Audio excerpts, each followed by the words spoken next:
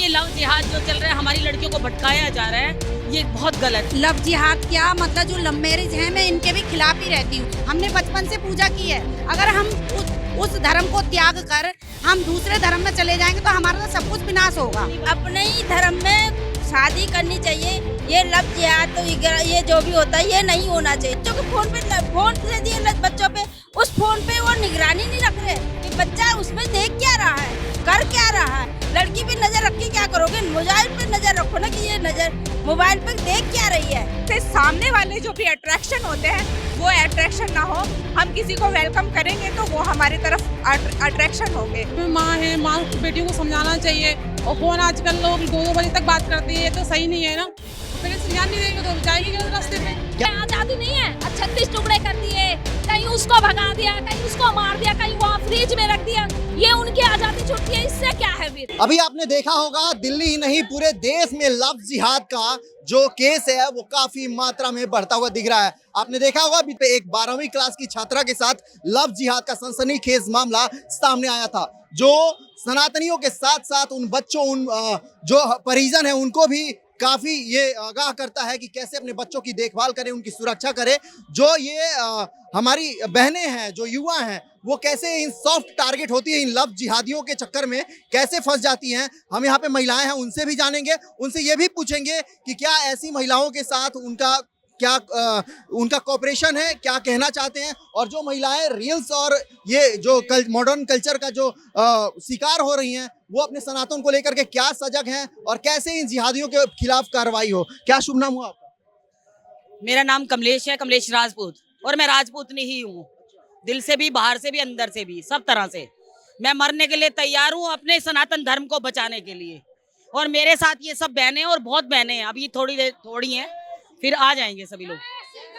तो सभी लोगों को, एक तो ये लव जिहाद जो चल रहा है, हमारी लड़कियों को भटकाया जा रहा है, ये बहुत गलत है, बहुत गलत है। और हमारी बहनों को ये चाहिए कि अपने घर में अपनी बच्चियों को वो शिक्षा दें कि ये हमारा जो सनातन धर्म है ये बहुत बड़ी चीज है। इस धर्म में से, सनातन धर्म में से सारे धर्म निकले हैं।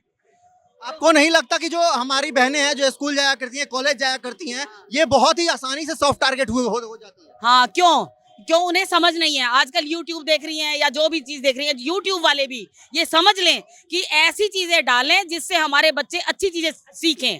छोटे छोटे बच्चे सारे ये फोन लेके बैठे रहते हैं, फोन के बिना काम नहीं चलता, मैं मानती हूँ।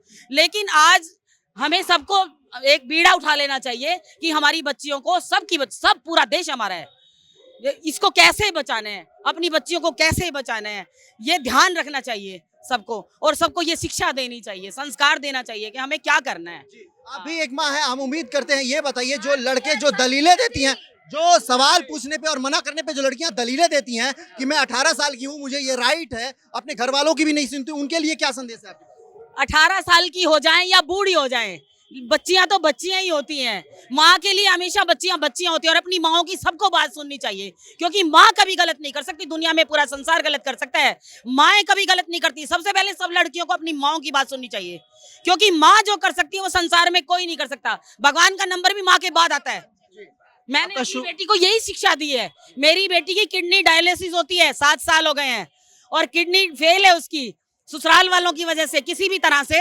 लेकिन मेरी बेटी आज भी कथक डांसर है और जनकपुरी में सुमेरमल जैन की टीचर है, और आज भी वो अपनी लड़ाई खुद लड़ती है और सनातन धर्म के लिए। और ऐसी लड़कियों को जगाना चाहती है वो कि कोई भी ऐसा ना करे। अभी वो बीमार है इस समय, कभी फिर मौका मिला तो जरूर आएगी सामने।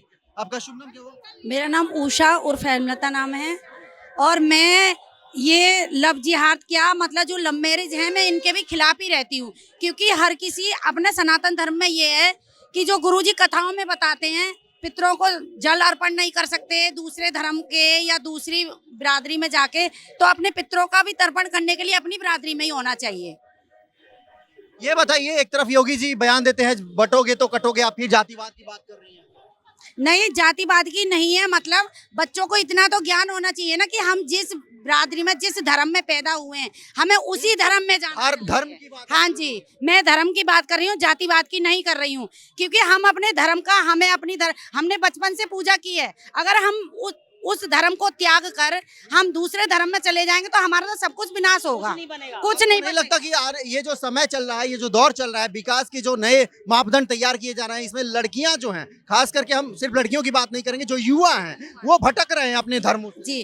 तो जब तक हम भगवान का सुमरन नहीं करेंगे तो मन तो हमारा भटकेगा ही, मगर अगर मन भटक भी रहा तो वो अपने धर्म में ही रहे, वो दूसरे धर्म में नहीं जाए। सबसे पहले वो अपने माँ पिता की बात सुने, क्योंकि माँ पिता ही उनको समझा सकते हैं कि सनातन धर्म हमारा क्या है। अब तो दुनिया जान गई है, अब तो जाग गए हैं लोग, सबको जानना चाहिए, जानने का हक है ये हमारा सनातन। आपका शुभ नाम क्या है? मेरा नाम संतोषी है। मैं ये कहती हूँ कि मतलब अपने ही धर्म में शादी करनी चाहिए। ये लव जिहाद तो ये जो भी होता है ये नहीं होना चाहिए अपने धर्म में। लेकिन गुरु तो सबसे पहले माँ है, माँ शिक्षा देती है बच्चों को। पहले अगर हमने अपने बच्चों को शिक्षा अच्छी दी है तो बच्चे अगर माँ ही शिक्षा दे रही है तो फिर लव जिहाद में कैसे इतनी आसानी से ट्रैप हो जाते हैं? नहीं कर रहे। बच्चों के फोन दे दिए बच्चों पे, उस फोन पे वो निगरानी नहीं रख रहे कि बच्चा उसमें देख क्या रहा है, कर क्या रहा है। आज का सबसे जो आसान हथियार है वो मोबाइल हो चुका है, मोबाइल से ही सारी गड़बड़ी। बिल्कुल वही तो, उस पे तो नजर नहीं है ना। लड़की पे नजर रख के क्या करोगे, मोबाइल पे नजर रखो ना कि ये नजर मोबाइल पे देख क्या रही है। क्या कहना चाहिएगा? आजकल लव जिहाद का बहुत ही असर पड़ गया है हमारे देश में, बहुत ही बड़े पैमाने पे लव जिहाद की घटनाएं रोज सामने आती हैं। इसको लेकर के दोषी किसे मानती है? मैं तो यही दोषी मानती हूँ कि जो लड़कियां आजकल अब फैशनेबल हो रही हैं, ज्यादा कल्चर में ना घुस के आउट कल्चर में जा रही है, वेस्टर्न में जा रही है, वो अपने कल्चर को पहले स्वीकार करे, अपने कल्चर को स्वीकार करे। सामाजिक तौर से जो भी हमारे धर्म है, हमारी जो प्रथा है, जो हाफ कपड़े पहन के जींस वगैरह निकल रही हैं पहन के, ये सब ना पहने। हमारे जो भारत के संस्कृति के जो सूट है, सलवार है, ये सब चीजें पहने, जिससे सामने वाले जो भी अट्रैक्शन होते हैं वो अट्रैक्शन ना हो। हम किसी को वेलकम करेंगे तो वो हमारे तरफ अट्रैक्शन होंगे। तो मैं यही कहना चाहती हूँ कि ज्यादा से ज्यादा बेटियों को ऐसे ही मतलब संस्कार देने चाहिए जिससे वो हमारी सभ्यता और कल्चर वगैरह को जो भी है अट्रैक्शन कर पाए। एक महिला होने के नाते अगर आप कल को ये दलीलें अगर देती हैं कि तुम शॉर्ट्स मत पहनो, हाफ पैंट मत पहनो, तो हमें लगता है अभी भी सवाल उठने लगेगा। देखिए, मैं तो खुद ही अपने इंडियन कल्चर को ज्यादा स्वीकार करती हूँ। मैं ज्यादा साड़ियाँ सूट पहनना स्वीकार करती हूँ। मेरे घर में भी अलाउ है कि कुछ भी पहनो, पर मेरे फादर वगैरह सब बोलते हैं, पर मैं खुद ही अपने ये अपना मतलब एक रूटीन बना रखी है मैंने कि मेरे को जो दुनिया कर रही है करने दो, पर मुझे अपने पे ये कंट्रोल, कल्चर को, अपने कल्चर को। हाँ, अपने। क्या शुभ नाम हुआ आपका? पूनम श्रीवास्तव। अभी लव जिहाद का मामला हमारे देश में बहुत ही खतरनाक तरीके से फैल रहा है, क्या कहना चाहिए? इसे रोकना चाहिए और नहीं कैसे रुकेगा? घर में माँ है, माँ बेटियों को समझाना चाहिए। और फोन आजकल लोग 2-2 बजे तक बात करते हैं, ये तो सही नहीं है ना, इसी से फैल रहा है।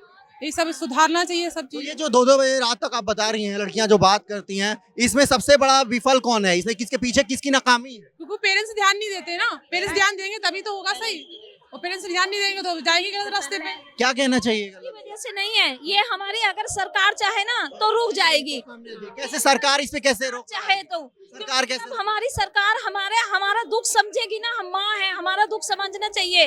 कैसे समझना चाहिए उसको? ये जो कि ये बच्चा लड़का लड़की आपस में मिल सकते हैं, कोई रोक टोक नहीं है, ये सबसे पहले बंद हो। जब ये इसकी शुरुआत तो घर से ही होती है ना, माँ ही शुरू करेगी ना। नहीं, ये जब सरकार ने छूट दे दी कि 10 दिन तक रिलेशनशिप में कोई भी रह सकता है, तो बताओ माँ बाप क्या कर सकता है? हम अपने बच्चों को स्कूल भेज रहे हैं, हम उनके लिए पैसा कमा रहे हैं, उनको देखेंगे कहाँ जा रहे हैं। अगर ये सरकार कदम उठा ले तो ये सब कुछ बंद हो जाएगा, ये बिल्कुल बंद हो जाएगा। अगर सरकार कदम कहीं पार्क में दिखती है, उनसे माँ बाप को और नंबर 2 कोर्ट मैरिज, तो जिस हिसाब से कर रही है उस हिसाब से आजादी छीन ली जाएगी। पार्क में कोई आजादी नहीं हमारी। क्या हम संतान को 18, 20, 22 साल करते हैं तो हमारा क्या हुआ?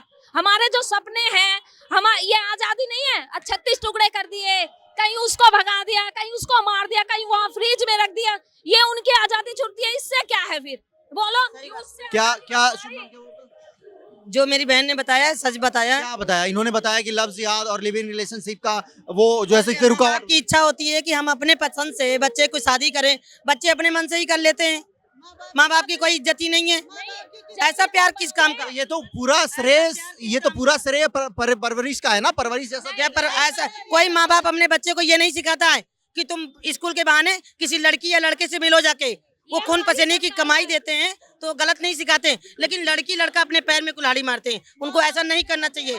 ये सरकार की वजह से हो रहा है। बाद में भी तो माँ बाप को ही सुधारना पड़ता है, बाद में भी तो माँ बाप को। अभी 36 हमारे साथ और भी लोग हैं। क्या शुभ नाम, क्या कहना चाहिए अभी लव जिहाद का जो हमारे यहाँ जो है खतरा बहुत ज्यादा मंड रहा है, लव जिहाद, करके हिंदू लड़की। हाँ बिल्कुल सही बात हमारी माताओं ने कहा है। सबसे बड़ा है संस्कार। अगर सनातन धर्म में जीना है तो हर युवा को संस्कार सीखना पड़ेगा। संस्कार से बड़ी संपत्ति कुछ नहीं है, क्योंकि जो व्यक्ति संस्कारी होता है वही धर्म, माँ बाप और भगवान की सेवा कर सकता है। आज का युवा गलत मार्ग में जा रहा है, उसका कारण है उसका संग। उसके माँ बाप ने तो उसको सही शिक्षा दी, पर उसके दोस्त उसको बिगाड़ रहे हैं।